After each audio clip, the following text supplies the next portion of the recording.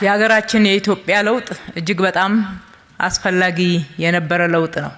ህዝቦች ኢፍትሃዊነትን ተቃውመው ፍትሃዊነት ይንገስ፣ እኩልነት፣ በጋራ መስራት፣ ተቋማት መገንባት፣ ለህዝብ ክብር፣ ተገቢ አገልግሎት መስጠት፣ የኢኮኖሚያዊ ተጠቃሚነት፣ የሀገራችን ደግሞ ክብር ከፍ እንዲል በጋራ ጥያቄ ያቀረቡበት ለውጡ የሁሉም ከሁሉም ለሁሉም የሆነ ለውጥ ነው።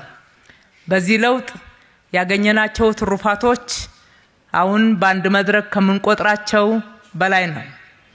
በእርግጥ የህዝቡ የዕለት ዕለት ህይወት ምንድነው የመጣው ለውጥ የሚለውን አፍ አውጥቶ ይመሰክራል። ከዚህ አንፃር ደግሞ ከየትኛውም አካባቢ በላይ አዲስ አበባ ምስክር ናት፣ ማሳያ ናት። የኢትዮጵያን ብልጽግና አይቀሬነት ከተማችን አዲስ አበባ አፍ አውጥታ ትናገራለች። ያዩዋት ሁሉ ይሄንን እውነት ይመሰክራሉ።